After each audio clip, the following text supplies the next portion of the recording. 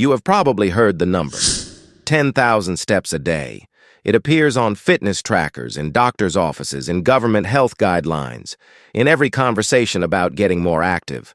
But almost nobody knows where it came from, and almost nobody knows what actually happens inside your body when you hit it consistently, day after day, week after week.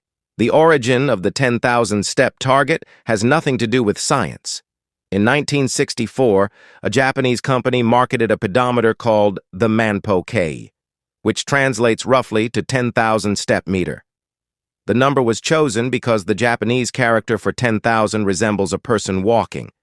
It was a marketing decision, not a clinical recommendation, not the output of a controlled study, and yet the number turns out to be remarkably close to what the research actually supports.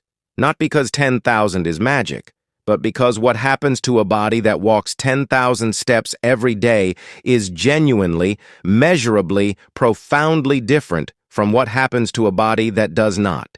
Here is what the science shows.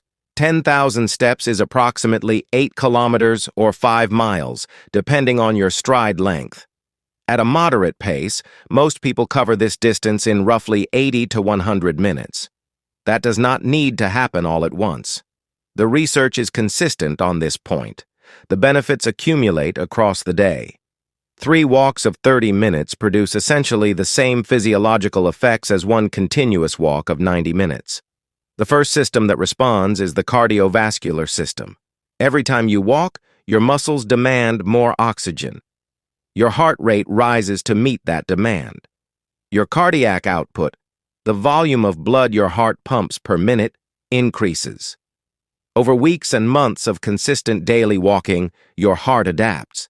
The left ventricle, which is responsible for pumping oxygenated blood to the body, gradually increases its stroke volume, the amount of blood it ejects with each beat. A heart that has been trained by daily walking can deliver more oxygen per beat, which means it does not need to beat as fast to maintain adequate circulation. Resting heart rate falls, blood pressure falls. A landmark study published in the New England Journal of Medicine tracking more than 70,000 nurses over 8 years found that women who walked briskly for at least 3 hours per week, equivalent to roughly 8 to 10,000 steps daily, reduced their risk of cardiovascular events by 35% compared to sedentary women. 35%. From walking.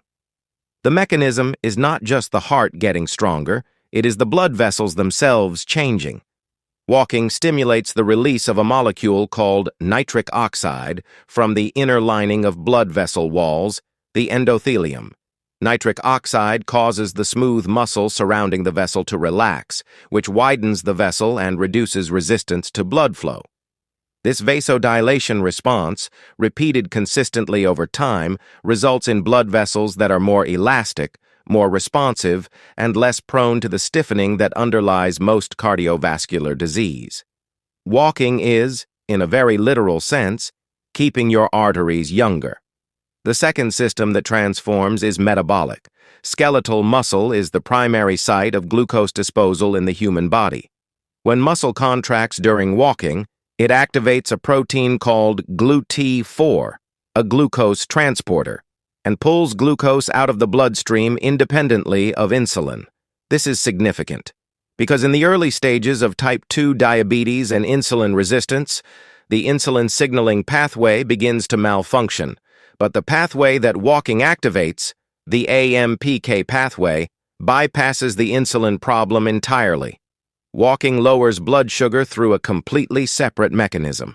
Research published in Diabetologia found that breaking up prolonged sitting with short walks every 30 minutes reduced post-meal blood glucose levels by approximately 20% in adults at risk for type 2 diabetes, not because the participants were covering enormous distances, because the muscle contractions were repeatedly clearing glucose from the blood. Over months of consistent daily walking at 10,000 steps, insulin sensitivity improves, fasting glucose levels fall, the risk of developing type 2 diabetes drops by over 50% in high-risk individuals, according to the landmark Diabetes Prevention Program trial, which compared walking to metformin, a frontline diabetes drug, and found walking more effective at preventing disease progression. Walking is also one of the most effective tools known for managing visceral fat, the metabolically active fat stored deep in the abdominal cavity around the organs, which drives inflammation, insulin resistance,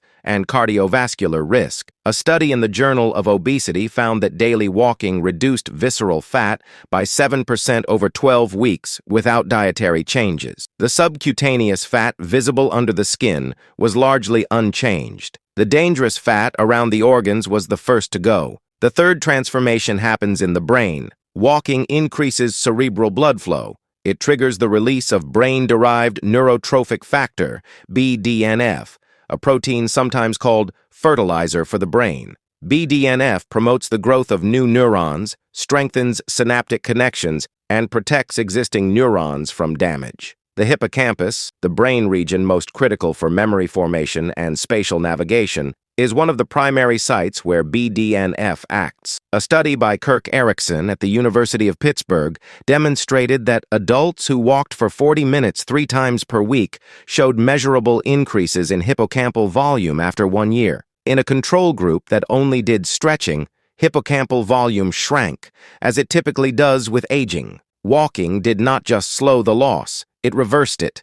The implications extend to mood. Walking increases the release of serotonin, dopamine, and endorphins. A meta-analysis published in JAMA Psychiatry found that physically active individuals had a 26% lower risk of developing depression. For people already experiencing depression, 30 minutes of moderate-intensity walking 5 days per week reduced depressive symptoms by as much as antidepressant medication in several head-to-head trials. The fourth transformation is structural. Bone responds to mechanical load. When you walk, every footfall sends a compression wave through your skeletal system. Bone-forming cells called osteoblasts detect this mechanical signal and respond by increasing bone mineral density. The hip and spine, the 2 sites most vulnerable to osteoporosis-related fractures, respond most strongly to the loading pattern of walking. A meta-analysis in the Journal of Bone and Mineral Research found that postmenopausal women who walked regularly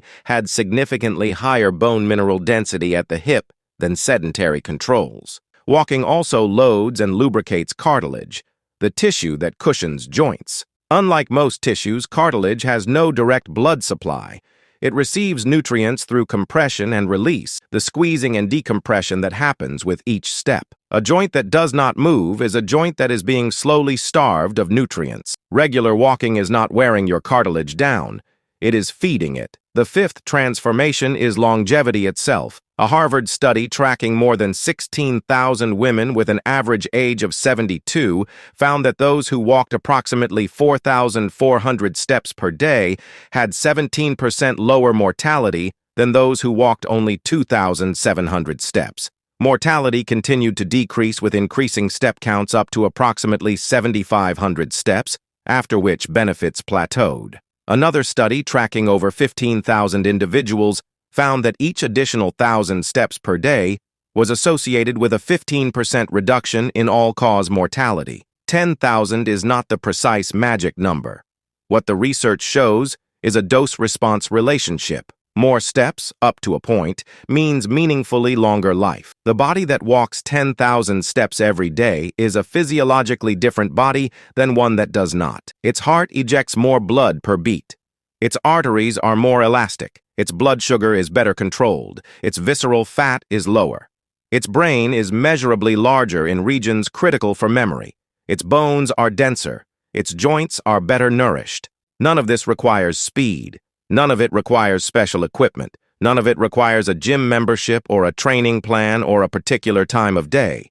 It requires only consistent movement, the same movement your body was built to do across millions of years of evolutionary history before chairs and cars and desk jobs removed it from daily life. 10,000 steps began as a marketing slogan. It turned out to be, almost accidentally, one of the most important daily targets in preventive medicine. The science did not choose the number, but the science confirms what the number means, and your body already knows how to do it. If this video made you see your body differently, subscribe to learn more facts.